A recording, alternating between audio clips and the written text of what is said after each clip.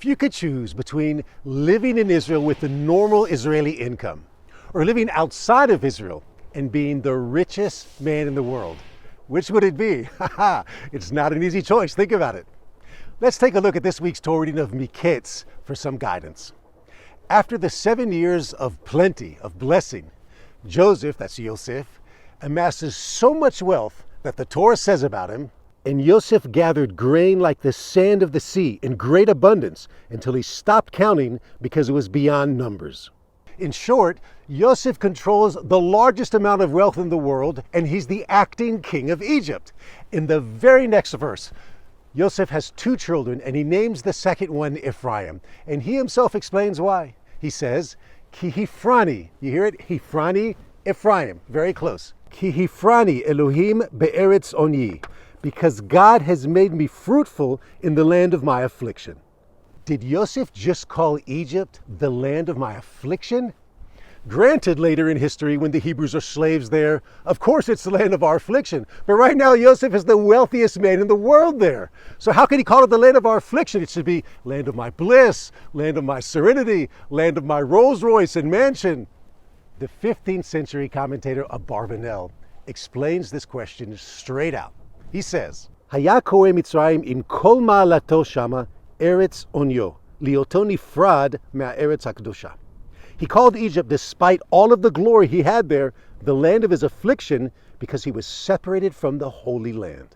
The Abarbanel is defining for us a healthy Jewish outlook. Existence of a Jew outside of the land of Israel is affliction. It's exile. And the opposite is true. When a Jew lives in the land of Israel, his daily tasks become elevated to building our nation in the land. This is true Jewish fulfillment. This is bliss. And this is a foundational point in the Torah. It's true that a Jew can become a holy Jew, a holy person anywhere in the world. He can build a beautiful family. But the Torah discharges us with the responsibility of being what? Mamlechet Kohanim vegoy kadosh. Of becoming a kingdom of priests and holy nation. Emphasis on the word nation. Meaning that being Jewish is being part of a national soul that was placed on earth to elevate all of existence. But isn't it enough to be a holy individual Jew to achieve that? No, and here's why. Because in order to attach the divine light to every level and aspect of reality, we have to be on the playing field of nations, where you have agriculture and commerce and government and warfare. Only when we are a sovereign nation in our land can we fulfill this mission of revealing divinity on a national level and not just an individual level. We open with the question, is a Jew better off being a Bill Gates in the USA or just another Jew on the street in Israel? The Abarbanel and the biblical Yosef are answering clearly. Choose Israel over any situation in the diaspora. Why? Because living in Israel is living a life of potentially complete Torah fulfillment, whereas living overseas in the diaspora is living be'eretz onyi, in the land of my affliction.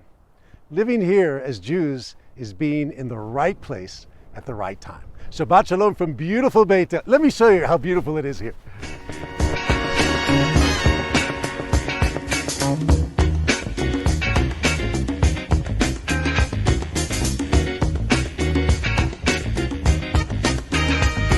In right place. Ow.